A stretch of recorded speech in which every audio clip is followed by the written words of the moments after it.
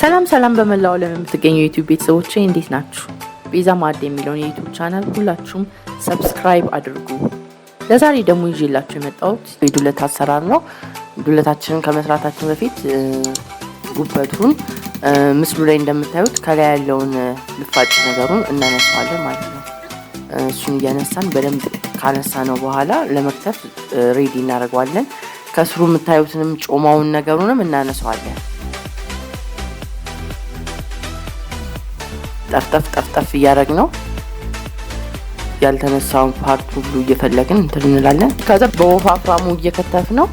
ከዛ በቢላው ላይ እንደዚህ ቀጥቀጥ እንደ ቲማቲም እያደረግን ነው እንከትፈዋለን ማለት ነው። በዚህ ሁኔታ ላይ እየደቀቀ ይሄዳል ማለት ነው። ጉበት ለሰውነትም ጠቃሚ ነው። አይረን ከውስጡ ስለምናገኝ ጉበት አሪፍ ነው። ለደም ማነስም አሪፍ ነው። ብትችሉ ግን በጥሬውን ባትበሉት ጥሩ ነው እና በምስሉ ላይ እንደምታዩት ጉበቱን እንደዚህ አድርገን ቀጥቀጥ እያደረግን ነው እንከትፈዋለን ማለት ነው። ዱለት የሚያስብለው ጨጓራው ነው። ግን ሆኖም ጨጓራው በጣም መታጠብ አለበት። በሌላ ዝግጅት እንዴት እንደሚታጠብ እንዴት ጸጉሩን እንደምናነሳው በሌላ ቪዲዮ ላይ ያሳያችኋለሁ። አሁን ግን ጸጉሩን አንስተነው በሙቅ ውሃ በደንብ አድርገን አጥበነው ሙልጭ አድርገን ካጠብነው በኋላ በሎሚና በአቼቶ እንዘፈዝፈዋለን ሽታው እንዲጠፋ ማለት ነው። ብዙ ጊዜ ዝም ብሎ ታጥቦ ነው ተከትፎ የሚሰራው፣ ግን እንደዛ መሆን የለበትም።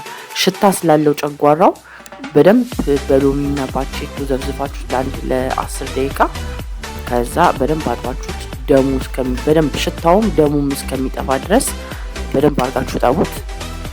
ከዛ በቀጫጭኑ መክተፍ ነው።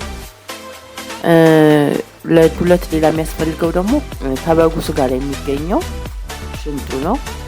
ሽንጡንም በቀጫጭኑ እንከትፈዋለን ድቅቅ አድርገን፣ እንትሩንም ጨጓራውንም በደንብ አድርገን እንከትፈዋለን። በምስሉ ላይ እንደምታዩት እንግዲህ ድቅቅ አድርገን ከትፈ ነው ሬዲ አድርገነዋል ለዱለት ማለት ነው። ከዛ ዱለቱን ለማዘገጃጀት ሳህን እናዘጋጃለን ማለት ነው። መጀመሪያ ሳህኑ ላይ ለሚበቃን ያህል መጠን ከሁሉም ከስጋውም ከጨጓራውም ከጉበቱም አድርገን ካዘጋጀን በኋላ ጨው፣ ሚጥሚጣ፣ ቀይ ሽንኩርትና ሽንኩርቱን አንድ ላይ በሳህን ነው ቀላቅለን የምናዘጋጀው ማለት ነው። በምስሉ ላይ እንደምታዩት ሁለት ቦታ ነው እያዘጋጀሁት ያለው። አንዳንድ ሰው ጉበት የማይበላ ሰው አለ እና ጉበት የማይፈልገውን ደግሞ በጉበት ስለማይፈልግ ለብቻው ደግሞ ጉበቱን አውጥተን ጨጓራውንና ስጋውን ብቻ አድርገን እንላለን ማለት ነው።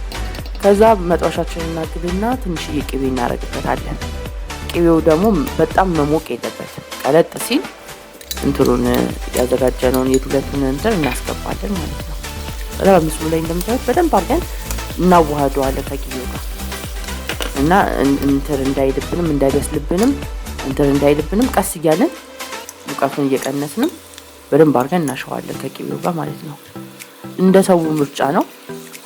ገባ ወጣም ይፈልጋል፣ ለብስል እንዲልም ይፈልግ ያለ ያንን በራሳችሁ እንትን ማለት ትችላላችሁ። ማብሰልም ለብ አድርጋችሁ ማውጣትም የእናንተ ምርጫ ነው። እኔ ግን አሁን ግን ለኛ ለቤተሰብ ማዘጋጀው ግን ገባ ወጣ ስለሆነ የኔ እንደዚህ ነው የሚሆነው ማለት ነው። ገባ ወጣ ያለ ማለት ነው።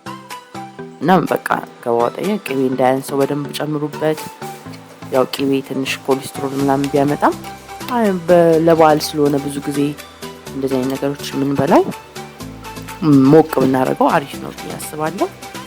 እንግዲህ ዱለታችን ደርሷል፣ እናወጣዋለን።